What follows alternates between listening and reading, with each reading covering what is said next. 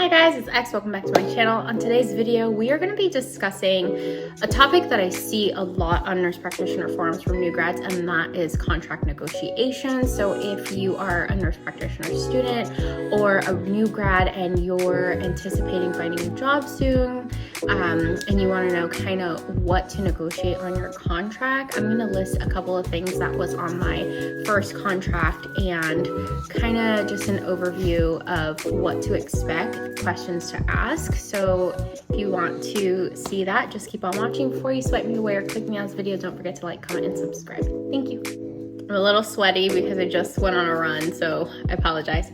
But my first job, I kind of wasn't able to negotiate too much on my contract, like pay, because where I went had a set pay for every single tier of NPs. I don't think they actually have a tier of like how many years experience, blah, blah, blah, that you basically a set pay scale. All the NPs kind of made the same amount of money, but I wanted to go over things that I have seen, questions that I have seen asked, and kind of answers to those questions. All right, first and foremost, pay. So for myself, I kind of had a set pay scale. So starting for my job as a new grad was a set $140,000 full-time. I actually, when I applied, had asked for part-time. So what I negotiated was my schedule. The place that I was first employed at, I've only had one job, but the place that I was employed at actually did not have anything other than full-time, and that was 4 10-hour shifts. Now, my intention was to still stay bedside, and I really did not want to give up my bedside job, so I negotiated a part-time salary. My first negotiation was 2 12-hour shifts at a set rate of $84,000 a year. Now, in the long run, that is not a lot of money. I made $84,000 a year my first year as a new grad, as a new grad nurse, not nurse practitioner. However, that was for 3 12-hour shifts, and this was for 2 12. So to be honest, I thought about it and I thought, okay, if I was to make 140 full-time, half of that amount would be 70,000. So I looked at it and I was like, 84 is a little bit more than that, so I'll take it. It was also my first job, and I was not willing to say no to my first job. I kind of took what I could get. But things that I have seen are people saying negotiate 10 grand over the first offer and then counter that. I'm not a person that likes to ask for money. It makes me really nervous. I don't know. That is just my personality. I feel like I don't want to come off as greedy, but then again, you should be paid what you feel are worth. When I renegotiated my salary at my 1-year mark, I actually asked to go per diem, and there wasn't much negotiation there because there was a set flat rate for per diems at this job, and that was $80 an hour. That's it. With that, I want to talk to you about other things that I lost going per diem because of my contract. So when you negotiate a contract, not only are you negotiating your schedule, whether you're on call, weekends, what that looks like. I don't have experience with that because I didn't have to work nights. I don't have an on-call schedule. We just work days where I work. So that wasn't part of my negotiation. But when I went per diem, I was also salary. I didn't have chance of overtime, but if I stayed over because I was hourly, I would still get that flat rate. But things that I had lost. So as full-time, when I saw the original contract before getting part-time, I saw that I got $1,000 yearly for like CME education, whether you buy things for your job, whether it's a laptop, iPad, phone, like watch, Apple Watch, like you were able to buy those things. And as a part-timer, they gave me $2,500 for that. They also gave us CME days. I believe I got like 8 vacation days a year, and I think like 5 sick days. I don't honestly remember, but I know the part-timers got more than that. So those are questions that you might want to ask. When I went per diem, I lost that. So I no longer get education credits. I no longer get that like $2,500 bonus a year for iPad, laptop, and all that. It actually comes out of pocket. Another thing you want to ask is how you're going to get paid, whether it's monthly, bi-weekly, are you a 1099, are you a W-2? Thankfully, I did not have to worry about being a 1099. I was thankful I didn't have to be a 1099 because I didn't want to deal with that. I prefer to be a W-2 and have them take out my taxes and not have to deal with it at the end of the year. But I have heard that people who actually are 1099 have a benefit because they can write off things. So even though you wouldn't get like money for necessarily for buying a laptop, whatever you need for work, you can always write that off as a 1099 contractor. But I don't have any experience on that, so I can't really give advice for that. Let me see, what else can I think of? Back to pay. So I was told initially that the way my job was going to pay me was once a month, and that they were just going to have me add up all my shifts, and they were going to pay me when the surgeons got paid their call pay. And thankfully the company actually reached back out to me and said, no, that's not true. I'm just going to write a timesheet. That's honestly because I don't clock in and out. I actually just keep in track of my timesheet. So I just submit that every 2 weeks, and that's how I get paid. I get paid every 2 weeks based off of that. Taxes, thankfully they still do that. I was offered when I was part-time a 401k, or I think it was like a 403b, and it looks like they're still, even though I went per diem, contributing to that. So I'm still contributing to that. And another thing that I realized I'm still getting is, back to schedule. One benefit for me going per diem, you also want to ask, if you are per diem, what are your obligatory factors with that. So I know as a nurse at certain hospitals, I've seen like if you have to work like 4 days in 6 weeks, and it doesn't matter like when you work those 4 shifts, as long as you work those 4 shifts in 6 weeks. So you could work those 4 straight in a row and then be off for like 5 weeks. Or do you have an obligatory like once a week thing?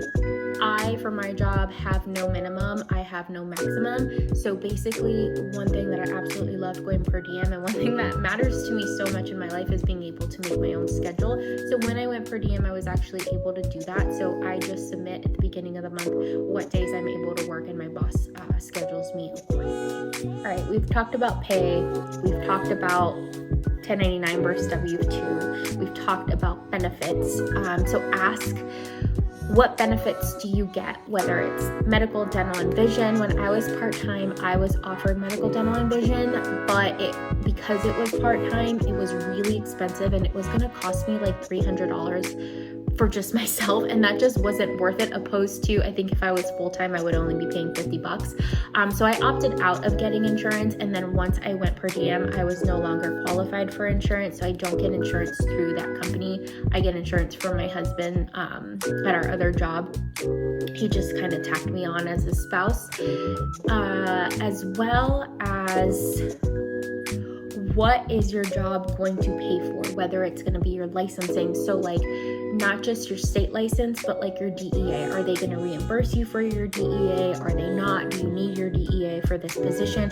I work trauma, and I obviously have to prescribe narcotics for pain, so I have to have a DEA for my job.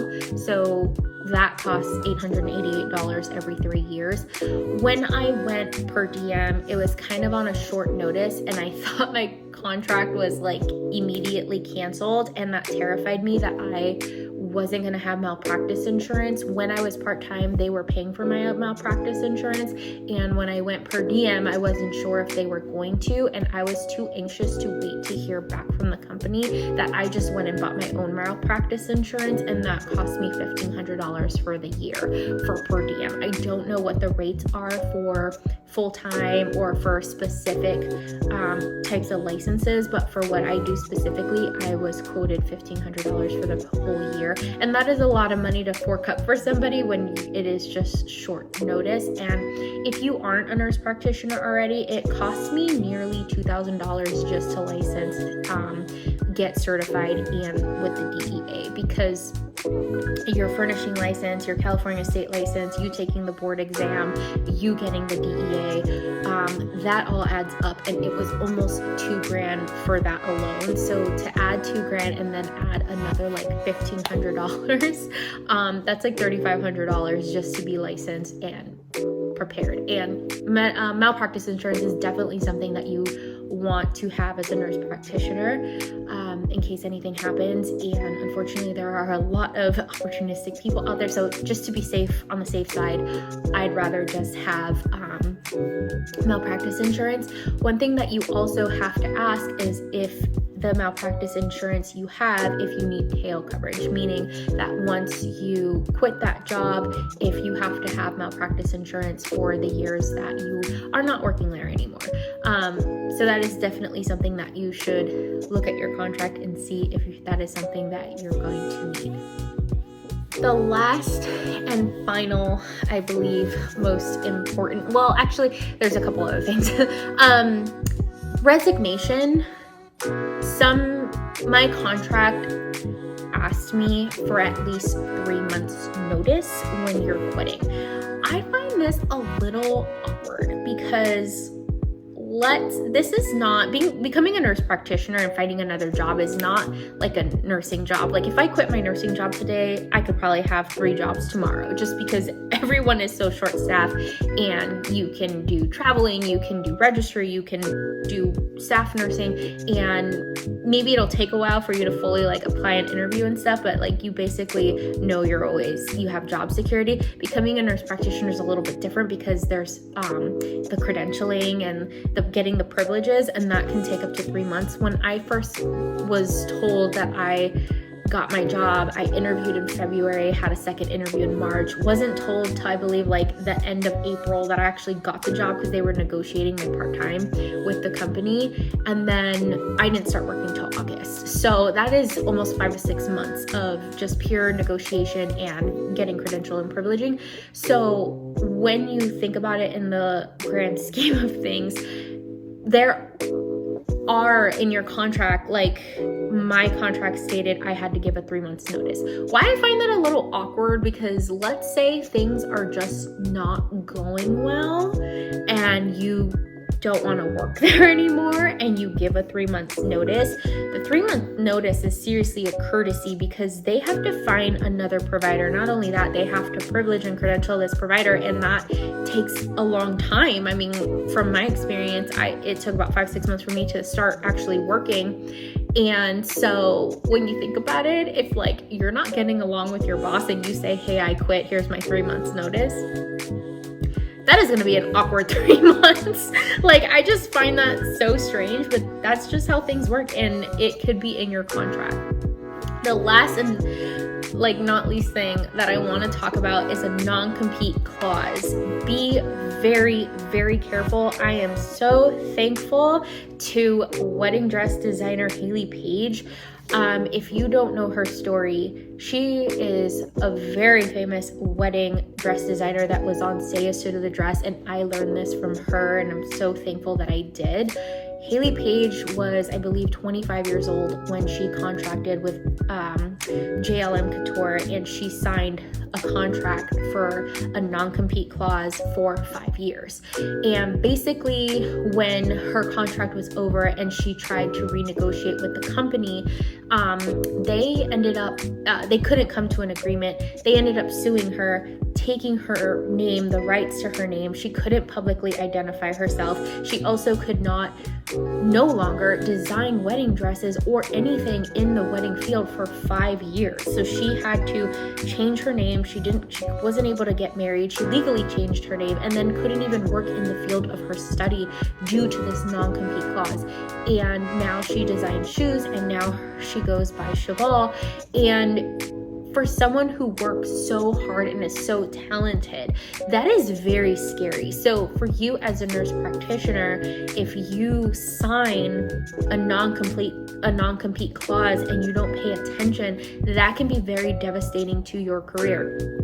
So when I first got my job, I saw the non-compete clause, and I actually almost didn't sign this job because it just wasn't worth it to me. So basically what this is, for example, let's say you work for a pulmonologist and they say that we will hire you on the condition that you will work for us, and if you quit or get fired for 3 years, this is just an example, you cannot work within a 25-mile radius. So in Los Angeles, where there's so many hospitals and so many specialties, that might not be a big deal. I mean, it sucks in Los Angeles because driving 25 miles anywhere can take you anywhere from 30 to like 45 minutes to an hour. However, let's say you live in a small town, I don't know, in like Alabama, and nothing is nearby, 25 miles could be devastating to you. So they do have the power and authority to dictate that. It can be in your contract negotiation. And so when I first saw my contract, I saw that it did not want me working for any other company, but it didn't tell me how many years, and it didn't tell me how many miles. And I currently had worked at another facility, and it even stated that if they found out I was working somewhere else and I did not disclose to them and they did not approve it, they would garnish my wages for their loss, revenue, income, whatever. And so I called the lawyer that was drawing up the contract, and I was like, I'm not signing this unless you give me a year amount and a range. Like, what is the radius? And he's like, we're not going to do that. We're not going to add that. And I was like, that makes no sense to me. And if that's the case, I'm not taking the job because I don't feel comfortable with that. Especially, I said, if you're going to contract me to $84,000 a year, and that is something that I made as a new grad and make way more money now, there's no way I'm going to be contracted to you with no radius and no mileage, or no yearly amount. And so he's like, well, actually in the state of California, so pay attention to this because this is for the state of California. He's like, we can't actually enforce non-compete clauses. He's like, our biggest fear is that if you're working with us full time and you take on another job and you end up getting, I don't know, in a car accident, he's like, because you're working so much, he's like, we don't want to ultimately get sued for you overworking. He goes, so what we would do is just bring your status down from full-time to part-time. He's like, if that makes any sense. And I was like, okay. I said, well, if that's the case, I disclosed where I was working and how long. And I was like, if that is the case, then I am okay with signing this. So I ended up signing it. But then once I went per diem, that all went out the window because they can no longer expect me to sign a non-compete clause when I'm per diem. So that is something that I really, if you take anything home from this, is make sure you read every single page of your contract. Make sure you really understand, get a lawyer to explain something to you. Look at your standardized procedures, make sure that you are practicing within your scope of practice. If you feel uncomfortable with something, make sure you speak up. If it wasn't for Haley Page's story and knowing that, I would have just willy-nilly signed this contract because I would have just been so excited that I'm a new grad and somebody was offering me a job. So that is the biggest takeaway of this video. I believe that's everything. We went over pay, we went over vacation, we went over benefits, malpractice, what they could cover, W-2 versus 1099, I think health insurance benefits I said, and then non-complete clauses. So thank you so much for joining me on this video. See you guys on the next one, and don't forget to subscribe.